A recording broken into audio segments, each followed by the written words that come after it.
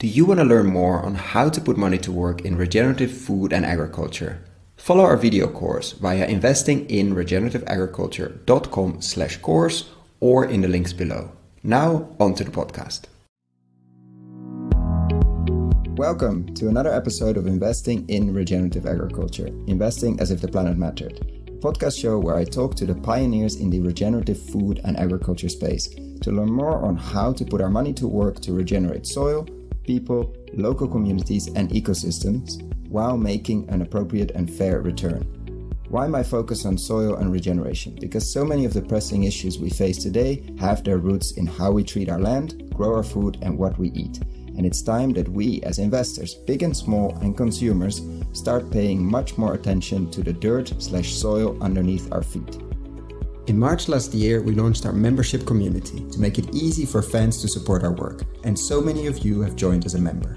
We've launched different types of benefits, exclusive content, Q&A webinars with former guests, Ask Me Anything sessions, plus so much more to come in the future. For more information on the different tiers, benefits and how to become a member, check gumroad.com/investingregenag or find the link below. Thank you. Welcome to another interview. Today, a check-in interview with the co-founder of Teak Origin, a food data company, which enables businesses and consumers to answer critical questions about their food. When is the right time to harvest? What are the post-harvest conversion nutrient levels? Are we getting what we're paying for? And how can food be used as its own label? And much more. We interviewed Greg more than a year ago, and I'm very, very happy he's back. He's one of the most listened episodes we have, and I'm looking forward to check in with them and see where this whole nutrient density discussion has been going over the past year. So welcome back, Greg. Thank you very much. It's good to be back again. And to start with a short reminder for whoever listened to the episode last time or maybe didn't, and I will obviously link it below. What is Teak Origin? Essentially what we're doing is we're building the world's most up-to-date reference for nutrition. And the reason why we're doing that is because until now, there really hasn't been a scalable or an easy way to measure the nutrient density in our food. Of course, in the past, you could always send food off to a laboratory to be analyzed, and it would be expensive and it would take a lot of time. Of course, it destroys the food, but none of that information ever got aggregated. And so, it would always be done for a specific client or a specific need, but we never got to see that information compiled and compared to one another. So essentially what we've been working on now for a number of years is we do the lab work that you would normally do in a lab, but then we translate that into the field so that a user, a non-technical user, whether it be on the farm or in a warehouse or in the back of a store, can basically take an instrument and scan an item of food and within a few seconds understand very accurately what the nutrient density of that particular food is. So basically, without me, let's say I'm working in the back of a big supermarket and a big pallet of apples comes in. Without me taking a slice of the apple, sending it to a lab, waiting for the result, etc., what you're allowing me to do is that I have a small handheld device, scan a piece of or slice of the apple or whatever way that works. And because of the lab work you've done before, it gives me basically the context of the apple. It gives me where that apple lands in terms of nutrients. Is that a fair example? Yeah, that's a great example. And I think it's really important to say that what we're doing differently, and we've only learned this the hard way because we didn't start it out this way, is we're doing the chemistry piece of that. And so we tried to sort of overcome the chemistry challenge of having to do the lab work. But what we quickly realized is that nowhere in the world did it exist, an accurate source of information. So even if you could take an image of that apple, or even if you could use some form of AI, the information that we were comparing it to was essentially garbage. And so we've had to go and do the chemistry and build this updated reference so that you can indeed do what you just described. And in that case, it's good enough that I just scan the apple with the device and I'm not doing the chemistry part. How come you make it possible that I don't have to send the slice of the apple to the lab? So an apple's a good example. So we'll take an apple, and in the case of apples, we have to actually go to the variety level. So we'll say gala apples, and we'll identify, let's say, maybe there's 200 things inside of an apple that can be measured in terms of nutrients. But in reality, a handful of those things really matter. Sugars and moisture and vitamin C and malic acid. And in some cases, it's fats or antioxidants and other foods. But it's never 300. It's usually 8 to 20. We'll identify what those key nutrients are.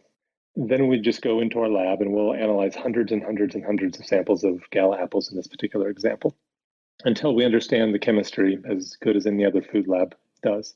We take that information and we translate it to data models. And there's two types of models. There is a classifier model that allows us to identify that this indeed is a gala apple without us having to tell an instrument or a user that it is. And then if we say, okay, hey, I know this is a gala apple, then the next type of model is a prediction model.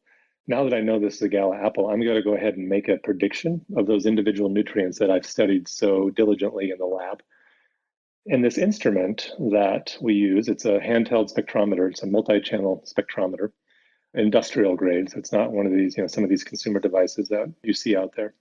And by the way, we don't make the device. It's an off-the-shelf instrument made by other instrument companies. It gives you about 93 to 98, depending on the situation, % accuracy to what you would normally see in the lab. So that's great for nutrient density. You don't need to be at 100% for nutrient density because today we're at 0. So it's far better, exponentially better than what we have today.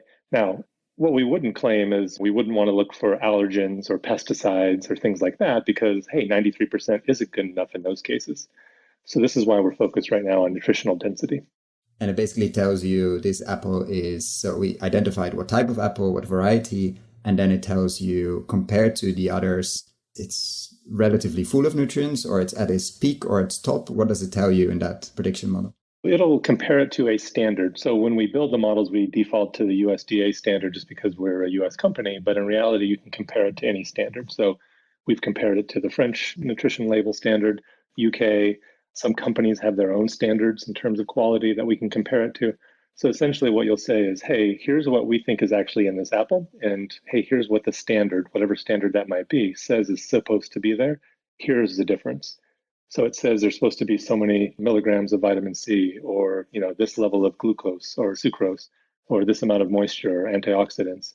And here's what's actually there. And it gives you the individual differences between those two things. And then it gives you an overall score. It says, hey, based on the levels of these nutrients, hey, we think that this gala apple is about 76% of what you expect to be inside of a gala apple, depending on that standard. And do you see, like me being in the back end of the supermarket with this palette of apples, a huge variety, like a huge difference in different apples of that same box or that same palette or that same shipment? Is that important or is that relevant? Have you seen that in your work with supermarkets? Not really. So I don't have to scan 100. Nope. Yeah, that's right. Yeah, you can scan, 10. And that's a good point because, you could scan 1 and the user will get a real-time answer to say, okay, hey, here's the nutrient density of this particular apple, which is interesting. But far more interesting is sort of how that apple then compares to all the other apples being scanned around the world. So the aggregated data is becoming much more interesting to retailers in that particular case than it is that individual apple. But that's right. You can scan 1 or you can scan 10. And that's, again, far more accurate than what you're doing today. And then the question is, where do those differences come from? Well, so that's the question that we need to answer. So phase 1 of Teak Origin has been all about sort of establishing the baseline. So that baseline has been how accurate are the existing sources of information, meaning nutrition labels or retailer websites. And probably the answer is not very accurate. That's right. I think it was the title of the last interview. There are hardly any nutrients in your food left or something like that. Yeah, we of course went for a nice one, but it was more or less the conclusion of the interview. And then how well are, major supermarkets, which of course is the primary way we mostly get our fresh foods, how well are they delivering nutrition and at what price? And then how does where something is produced determine nutrient density? So those are kind of the first things we wanted to look at, which we've been collecting now, hundreds of thousands. And the freshness, if I remember correctly from that interview, saying that the faster moving supermarkets in general, but that was obviously before you were releasing a lot of data, like the fresher the fruit in this case and the vegetables, in many cases, the better the more the amount of nutrients left, because freshness is something that just goes away very, very quickly and the nutrients go with that. That's right. Yeah, once the food is harvested, it's essentially degrading. And so it's, it's a race against time, essentially. And of course, how it's stored and how it's shipped, those things all have an impact on it. But ultimately, it's a race against time. And so the first phase has been, let's get to the update part. You've been very busy. I mean, if you look at the website, you're publishing the big database and research that we talked about last time, but it wasn't live yet when we were recording and also when we released it, on comparing a lot of fruits and vegetables in US supermarkets, but also in France and Canada, if I'm right. Can you share a bit about that? Quite a big project and quite an ambitious one. Yeah, so not Canada yet. So we're doing the top 18 supermarkets in the US.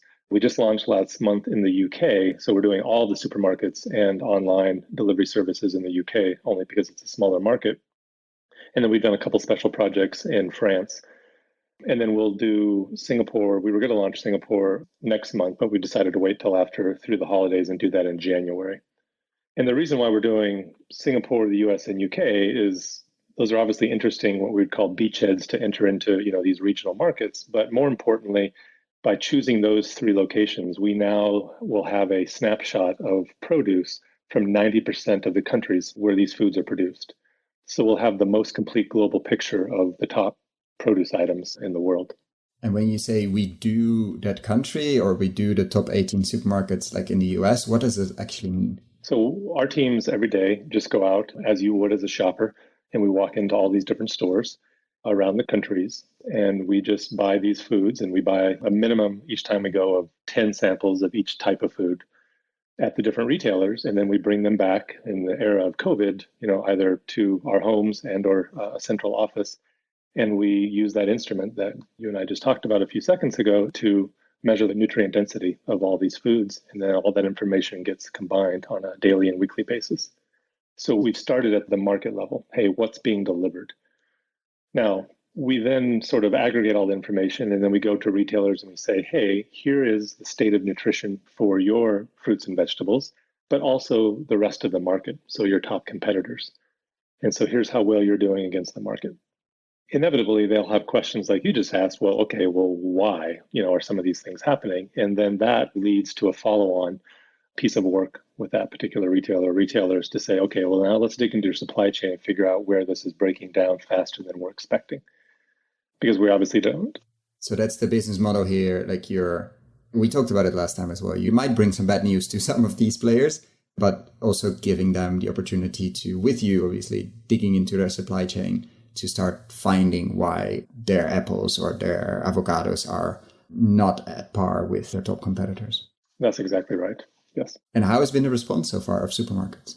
I think overall it's been very positive. I think people are keen to have this information. It's unique insights that they haven't been able to see before. There's kind of two things that, if you can say retailers have an emotional response, the two things that have evoked sort of the most emotional responses have been the comparison of nutrient density over price. That always gets everyone's attention because there's some surprises there. Like retailers, like I think maybe we talked about before, that aren't known for quality, if you will, or freshness, but are known for their price.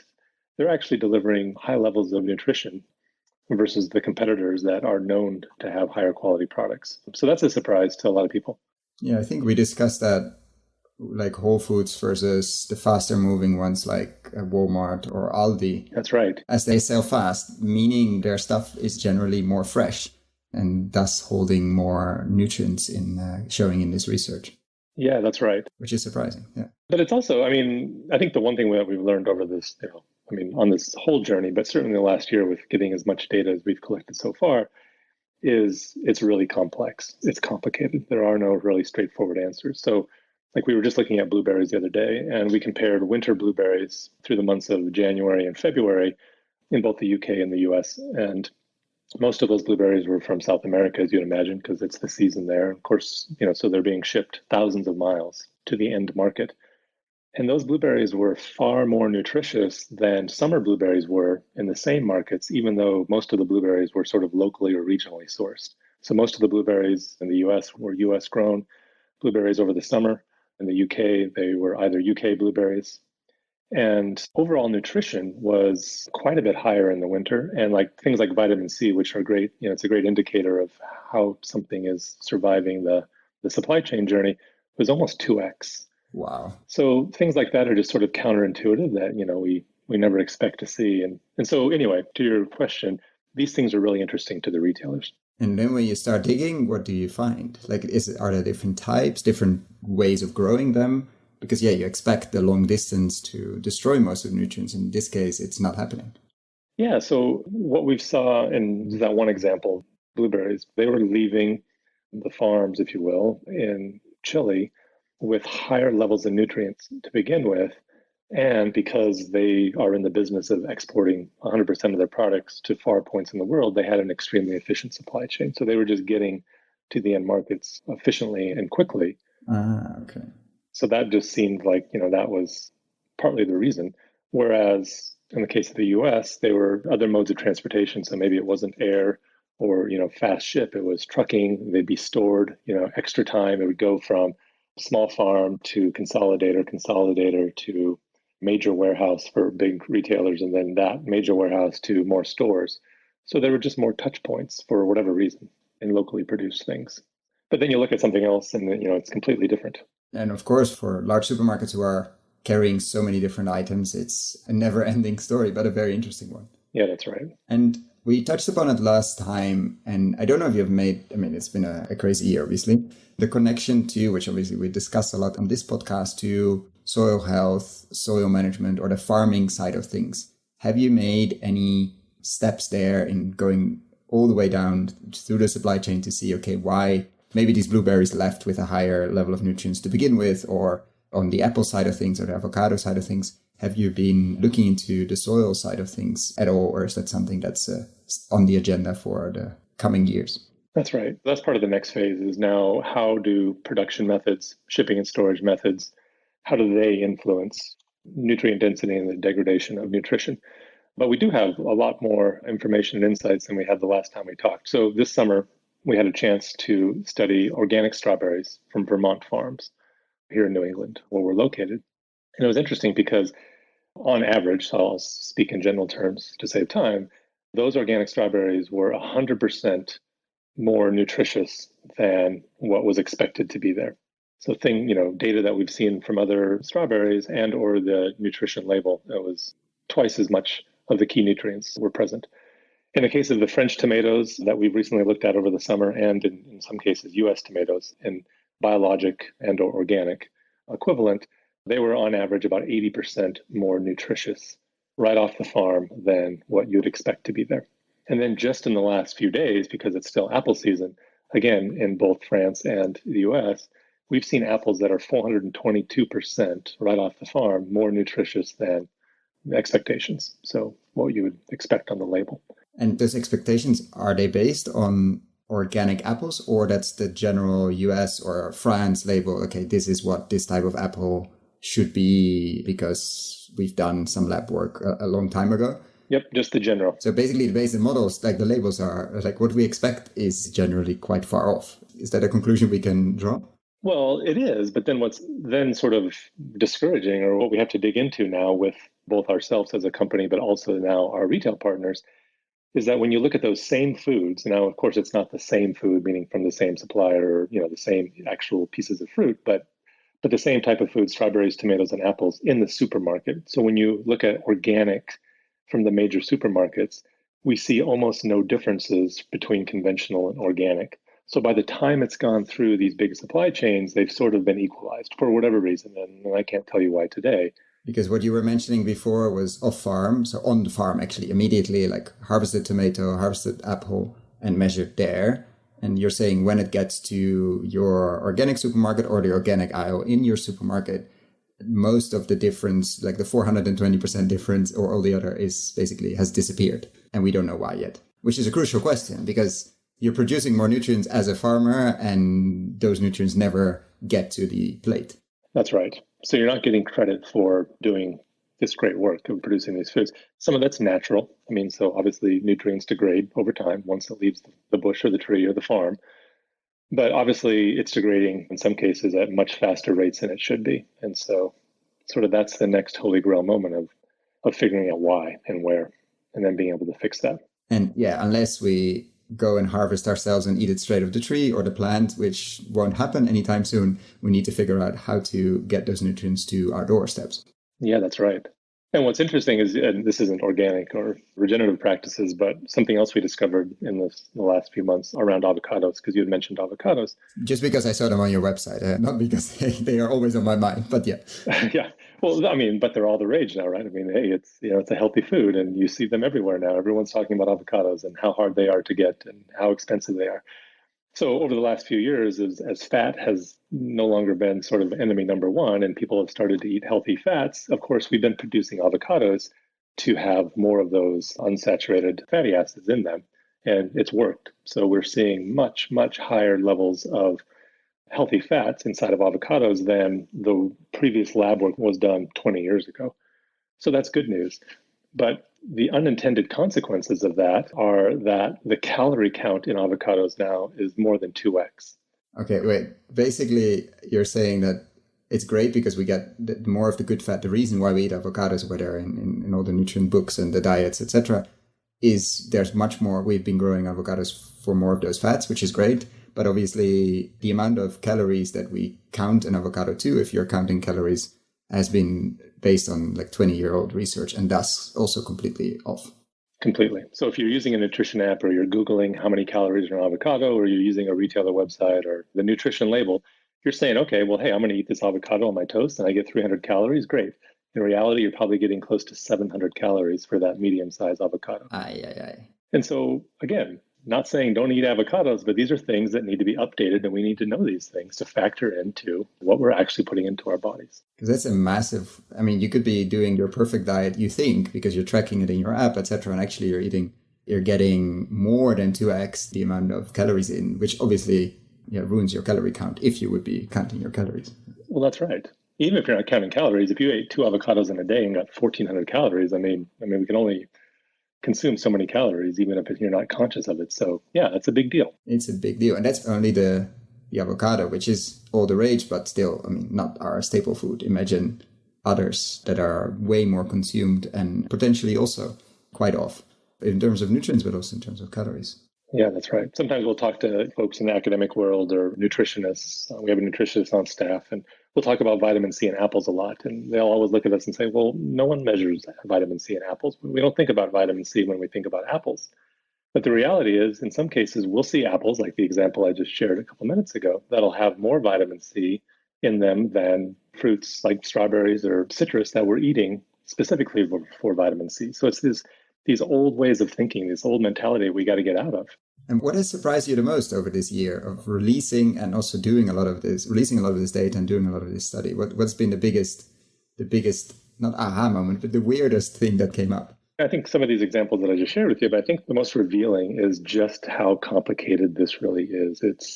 You kind of hope going into this, well, hey, one, is going to work. And then two, hey, we're going to identify something that is a clear path to solving it. Hey, we're just going to, if you produce it differently, if you produce it in this region or in this method, or we go back to seasonal, or hey, if you just change the way something was stored or the way something was shipped, or if we can sell it faster. And the reality is it's messy, and it's always a combination of all these different things. And it's slightly different for each food and maybe even each harvest. And so that's the next level is, okay, well, now how do we go fix that together? I think we talked about this sort of in theory the last time we got together of, hey, nothing leaves the farm at 100%. And the whole entire supply chain is built around the fact that food leaves a harvest site at 100%, and then you do some math and it degrades from there. But it leaves at 10% of what should be there, or sometimes it leaves at 700% of what should be there. And so I think that is going to become more and more important to be able to establish that baseline effectively, efficiently on the farm, because then it drives every other decision from that point forward. Yeah, and it even drives it starts to drive potential price decisions as soon as your clients and others are starting to say, yeah, but actually I'm supposed to paying for apples to reach this level, and I now can tell that it didn't, or at least when they arrived here, they were basically empty and basically water and sugar. As we discussed last time, I'm still scared. That interview really changed my image on apples and spinach and some other things. But as a supermarket, I'm paying for certain things and I'm not getting it. And as a farmer, like that relationship changes completely, but you're going to ask a lot of questions as soon as you can do that measurement, both on farm, during the transport, and also at the arrival, basically at the back of the supermarket or at a huge warehouse. 100%. That's absolutely right. I think one other thing that's been interesting to see is a lot of retailers were worried about sharing this information with their customers, and rightfully so. And we have been as well, because the last thing we want to do is send a message and say, hey, stop eating avocados or don't eat bananas or whatever. We don't want that to be the message. It's more about, hey, this is what you're actually getting. And so, hey, maybe you need to try different fruits at different times or eat more of this or less of that or whatever. So it's more just about having a much more detailed understanding of what we're actually consuming. But I think what the retailers sort of underestimated was that customers liked that. They liked that empowerment.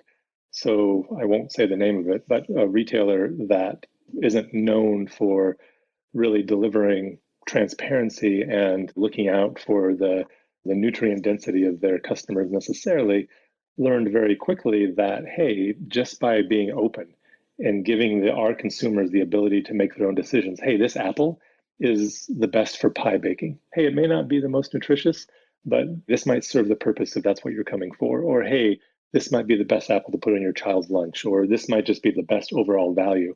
Giving the consumer credit for that and letting them make that decision raise the level of trust in that particular retailer. And ultimately, I think will have a positive impact on their business. So that was really telling for them, and it was really telling for us that indeed worked. They didn't run away and say, oh, well, now that you're being truthful, I don't want to deal with you anymore. No, and also because if somebody else does it, if one of their top 17 competitors does it and they don't, and people shop at different places if they can, they will start asking questions because you probably want to at least know. But it's encouraging to see that consumers, at least, even if it ends up being a relatively empty apple, they appreciate the openness. And in terms of this has all been fresh produce, etc. Have you done any work? I don't know that. Or are you planning any work on the processed food side? Like as soon as it stops being an apple and turns into something else before we buy it, is that an area of interest? I can imagine incredibly complex, but is that an area of interest for Teak Origin? Eventually, yes. So I think kind of the way it works, at least in our minds from a scientific standpoint, is once we develop all these models for the main fresh foods, then that gives us a high degree of confidence and accuracy to then to go look at processed foods that are made up of a combination of these fresh foods. But until you understand the individual components of an apple, and then you understand apples, and then apples go into applesauce, et cetera, it's really impossible to get a high degree of accuracy by looking at mixed foods. Now, you can do it in the lab, of course. You can prepare samples and do all kinds of removing the moisture and things like that. But from a field interrogation standpoint, we're not there yet. But that is absolutely on our radar screen, and we think that we'll be able to do that someday, or somebody will. Yeah, no, it sounds extremely important, especially as there's a lot of discussion, obviously, on processed food in general and how the processing, of course, depends on the levels, etc. Could be one of the reasons why there's so few nutrients left. But obviously, until you measure it and until you know the different pieces, it just doesn't make too much sense to actually say those things, which obviously are shared widely. To switch gears a bit, I've been asking this question a number of times, but I'm pretty sure not when we were interviewing a year ago. So I've been experimenting with using the ITN framework, which is used extensively in effective altruism, which stands for importance, tractability, and neglectedness. And in terms of importance, I think we covered that also last time. Like, what's the scale of the problem and why is it so important to focus on actually knowing what is in your food? In terms of tractability, like, is it solvable? Is it fixing? It seems like that's the phase 2 of Teak Origin after measuring, okay, how do we explain these things and are they changeable? Am I right when I summarize it like that? Yeah, I think that's right. I think that's a fair assessment. I'd say technologically and scientifically, it's completely solvable. I think these problems, the solutions exist. We don't need any new tech to come. We don't need any new tech. That's right. But as I was saying before, it's extremely complicated. It's complex. And so there's not a magic silver bullet. It's not a magic solution that just says, okay, we've invented this, so therefore problem solved. It's going to take a lot of highly coordinated efforts and patience to fix some of these problems. But you can't do any of it until you have this common language that sort of is... Until we agree, basically, yeah. Well, until we agree, that's right. So the farmer is speaking the same language as the supply chain person who's speaking the same language as the store person who's speaking the same language as the consumer. Until that happens, I think we're all still running around like crazy and scattered, and there's no concentrated effort to solve this problem. And in terms of neglectedness, which I always stumble upon, how has that shifted over the last, let's say, year and a month since we talked? Have you seen more? I mean, I've been talking about it a lot, but obviously we live in our little bubble. Nutrient density. Have you seen changes in the discussions you're having on the consumer side, but also the company side, the big retailers you talk to, in terms of this focus on what is actually in our food? Has that shifted at all? And if so, where and how? Incredibly so. So a year ago when we were talking and having some of these... I'm always happy when that answer comes back, like not, because you could also say, no, not at all. And then it sort of falls dead. But it's good. Like, please go ahead. Completely. So yeah, hey, a year ago, and hey, I came out of retail. And so the conversations that we were having with either customers or potential customers were all about, hey, will this reduce waste and save me money? And can I use this tool to renegotiate contracts? Or hey, can I use this tool to communicate to my customers that I am indeed better than my competitors. And it was very heavily commercially oriented with, hey, no problem. I mean, that's the business they're in. And ultimately, if it gets better food to people, fantastic. When COVID hit, the conversation, at least specifically around sort of being able to assess nutrient density in our specific technology, the conversation shifted to supply chain resilience. Hey, can I qualify a food and or a food supplier from somewhere else in the world without having to send a team there or without having to send food to a lab because all the food labs in the world were shut down for several months? So could I send one of your instruments and have a supplier assess food? I get the results and say, okay, thumbs up, I'll go ahead and buy this from you. So that was, a very short period of sort of just highly reactionary moments of just trying to keep food on the shelf. But now in the last few months, we have seen a wholesale shift like I've never seen before with all my years in doing this towards nutrition and its direct impact on health. And everyone I'm talking to, whether it's on the for-profit, retail side or working with big institutions, I think the general consensus is that we're at a place now in terms of like the importance of nutrition that everyone expected we would be in 5 years or maybe even longer.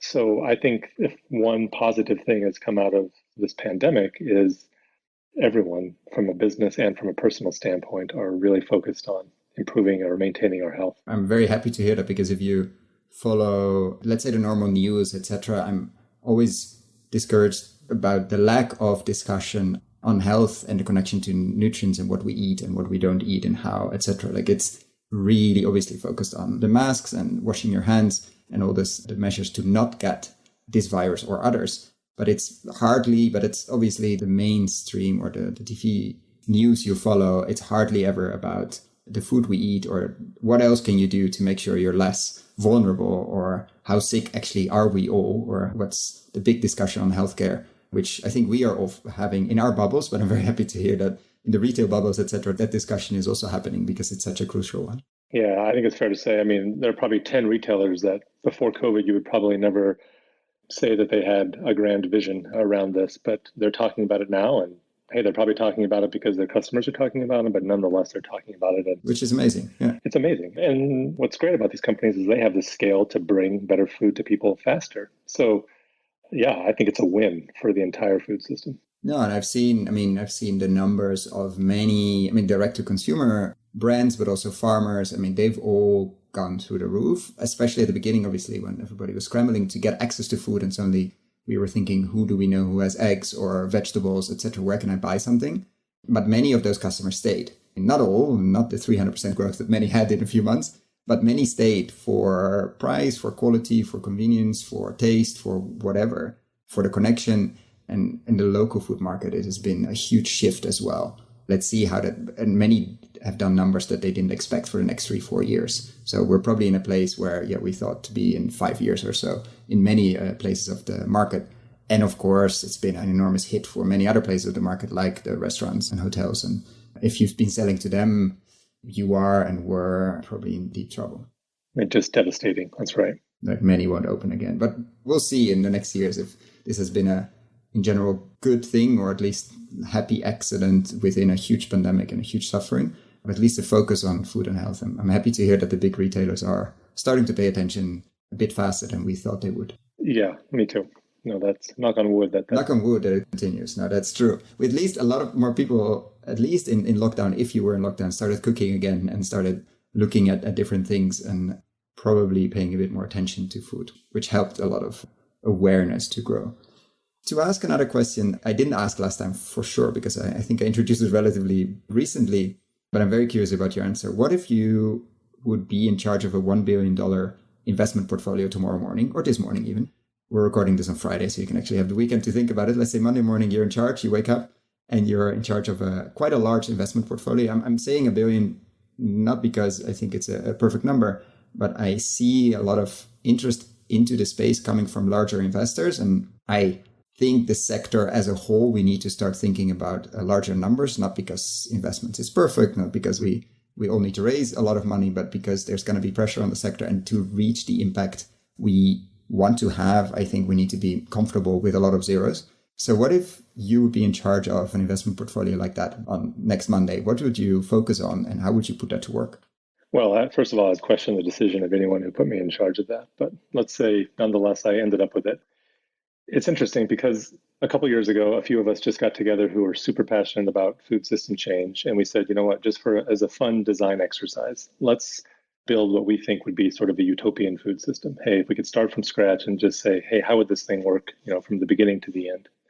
And that conversation broke down so quickly because we understood right away that there were so many biases that each one of us had. And it was so complex and it was just so confusing to kind of get around social norms and cultural beliefs and just the complexities of how food is delivered from one place to another that we said, you know what? It's impossible to do here on Earth. So let's do it as if you were traveling to space and needed to build a closed loop food system for Mars. And none of us have any aspirations of being astronauts or going to another planet, but it became so hard to do here that we said, okay, let's just, move to another planet and do it. And we were able to kind of say, okay, hey, at least academically, here's all the things that would be needed to sort of deliver optimal nutrition, safety, resource utilization, and pleasure to a specific population. So if I had $1 billion, I guess, and this is shooting from the hip here, I would probably take $1 million of that and I would try to stitch together here real solutions that already exist in places around the world of what's working, from inputs to the farm, to the supply chain, to how food's being delivered, how workers are being treated, how people are actually getting the nutrition that they actually need or actually want, while food is still enjoyable. And when you say stitch together, what do you mean by that? I just mean trying to build we talked about earlier, sort of one of the issues in terms of how solvable is this problem is that we're all operating in silos. And if we had more time on the podcast, I would say, hey, a lot of that is attributed to the investment model and how we actually fund some of these innovations. We have time. This is not a strict format. So why is that the investment model at the base of some of these issues? Now I'm going to dig, of course. I think the investment model that we rely on today for food system change was built for another era and another industry, the tech industry. I think it's built for software and hardware. Of course, there's some software and hardware solutions in food, but it's meant very much to say, hey, you get a little bit of money, you show a little bit of traction, you get a little bit more money, you show a little bit more traction, et cetera, et cetera. And sometimes it works, and sometimes you stop at one of those points. The challenge with doing that in food is kind of what we've been talking about now for the last 30 or 40 minutes, is that creates silos. So if I'm investing in a company that's trying to increase yields, then there's a whole ecosystem of companies that are focused on yield expansion. And there's another silo around shipment, and there's another silo around tracking and tracing, and et cetera, et cetera. But there are a few exceptions, of course. Things are changing, but in general, they're not. There are no investment models that say, hey, I need to put all these things together. So I'm not going to invest in this little company and this little company, and then I'm going to make them compete for investment dollars. I'm going to make them compete for talent. I'm going to make them compete for the same customers, and may the strongest survive. Great. In 10 years from now, we'll find out who really is the best at improving yields, but we don't have 10 years. So I would take $1 million of that $1 billion fund, and I would try to stitch together some of those most promising solutions into a single solution. And it may be hypothetical and it may be only in pilot form, but if I can get 10 things to work together, or at least identify what is needed for them to work together, then I think the other $999 million of that could be used to then scale that solution. But to put $1 billion and invest it in 100 different places and hope that at the end of the day, 3 or 4 of those solutions or companies survive, that's just a broken model in my mind. And it's not going to solve any of the major problems that we're facing. So you would really try to apply a portfolio approach, but with a much longer horizon, or at least not the usual competing within the portfolio or competing with outside the portfolio. Do you have an example of that? How to make that you stitch together 10 solutions? What could that be? Well, again, we couldn't come up with that before. So we came up with it like, hey, this is what you would do if you landed on a foreign planet that had hostile environment and limited resources, and you needed to keep a population happy and alive and safe for a prolonged period of time. And we had to do that again in sort of this simulated environment. So I don't have good examples of that, but that's what I would do with the first $1 million, is find those examples. I mean, I know there are thousands of companies out there in each one of these little silos that are doing great things, but today they don't find one another. They can't. They don't have the time to look up and say, okay, well, I'm going to go and connect my work with someone else. That's just not the reality of the food system we live in today. You're either focused on your existing problems or trying to make that existing solution work. Maybe you have a nice conversation at conferences and when we used to be able to go to conferences, but that's it. That's it. Then you walk away and you're like, okay, I'm back in survival mode now. I got to go raise money or I got to go hire someone or get this customer deal or survive. And it's really tough. And I understand that's the nature of business, but we're talking about major problems here that are affecting humanity and threatening our planet. And so it requires a different approach. And a different investor or a different investment approach as well. And that's right. And it's food. So there's always going to be a market. There's always going to be a return on that investment. Hey, the better you can connect all these dots and make it work more efficiently, there's always going to be a return on that investment because people need to eat. So it's not a risky investment. It's just a complicated process and it's a complicated investment. And we're not good at complicated. No, that's definitely true. That's why no one gives me $1 billion, by the way. Because maybe after they listen to this, they think, but actually you're right. I mean, for me, one of the interesting parts is the amount of money that tries to get into the space using the old model, and in many cases using the software model, especially on timing and horizon and indeed the competition. And it's going to be challenging. But what I'm seeing most is that the amount of money that tries to enter the space is growing exponentially.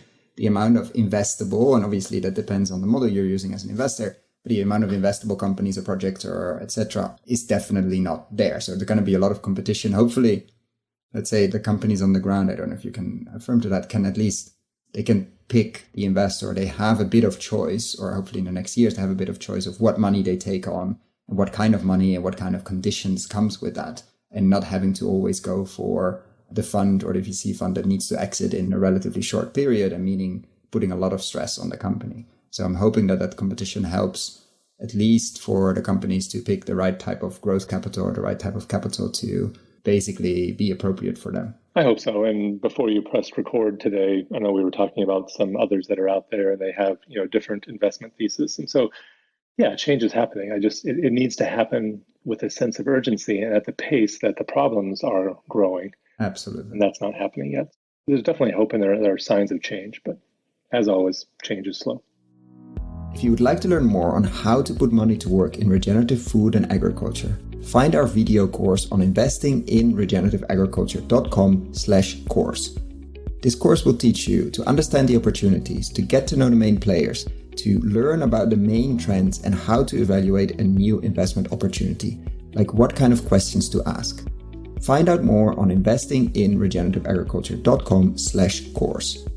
And what do you believe to be true about regenerative agriculture that others don't believe to be true? This is definitely inspired by John Kempf, who asked this question usually about traditional agriculture, and who, by the way, shared our previous interview in his newsletter and made it explode, basically.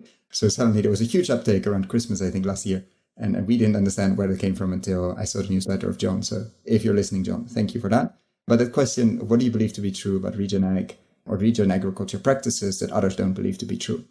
Oh boy, I would never claim to know anything that I would think that other people don't know, considering the level of passion. Or where do you have another opinion, or where do you have another angle to it? Here's what I believe is true and has to happen for regenerative agriculture to become truly mainstream and have the impact that we all hope it has. I think as individuals, as consumers, I have to be able to say, hey, how does this directly affect me and my family? Not just the long horizon of planetary and human health. So what does this mean for me today? And what can I do differently as a result of something that you're doing that has a positive effect on my life? And it's obvious, and yet it's not obvious because we're still not directly answering that, or we're still not able to directly answer that question. So I don't know if that's dancing around what you asked me, but I think that has to be the driver of all the decisions, investments, innovations, all the work we put into regenerative agriculture. It has to be around an individual being able to answer that question confidently. It has to be better for me and my family, basically. And which comes back to the nutrient discussion we obviously had in the last 47 minutes and the key questions around measuring that, which I think is a very fair answer. I'm not dancing around it at all. Yeah, there's so many important elements of food, but at the end of the day, fundamentally, we're eating to stay alive and survive. And so it has to come down to that. The basic questions have to be answered. Hey, is this good for me or not? Now, beyond that, we all have different values and we can apply those values. And there's lots of other important things. But today, we cannot answer the most fundamental question about a piece of food in our hand. And that is what's inside of it. So I think we have to be able to do that first. Which is still extremely shocking. Even after 2 interviews with you, I want to thank you so much, be conscious of your time, and thank you so much for this check-in. As always, extremely interesting. And you've been up to a lot in a year, and I hope to be checking in with you again to see what has been happening in your nutrient density world. Well, we certainly appreciate the opportunity to talk about what we're doing. So thank you so much, and we'd be happy to come back whenever you would have us. Thank you. Thank you so much, Greg. If you found the Investing in Regenerative Agriculture and Food podcast valuable, there are a few simple ways you can use to support it. Number 1, rate and review the podcast on your podcast app. That's the best way for other listeners to find the podcast, and it only takes a few seconds. Number 2, share this podcast on social media or email it to your friends and colleagues. Number 3, if this podcast has been of value to you and if you have the means, please join my membership community to help grow this platform and allow me to take it further. You can find all the details on gumroad.com/investingregenag or in the description below. Thank you so much and see you at the next podcast.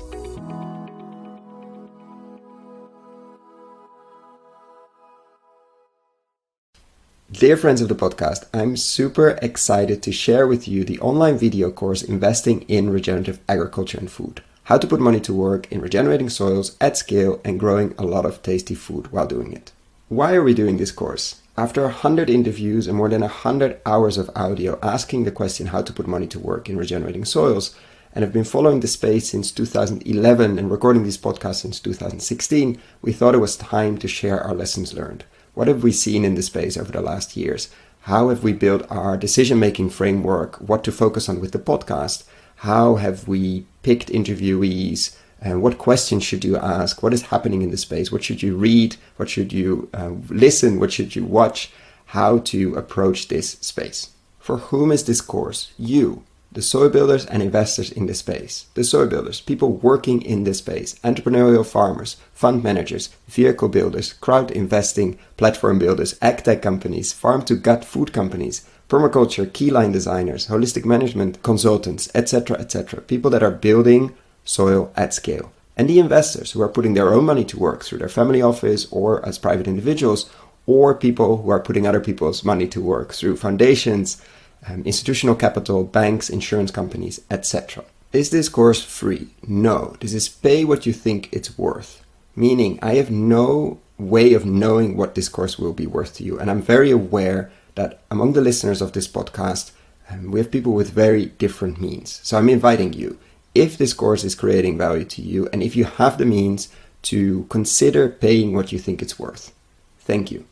So what is this course? It's currently a series of 17 videos, mostly ranging from 10 to 15 minutes, plus PDF slides, so you don't have to ride along. We're going to look into why invest in regenerative agriculture and why extractive agriculture is so risky, how to invest, what kind of frameworks you could and I think should build, what to invest in, what kind of co-investors you could find, or what kind of investors you could find if you're a soil builder.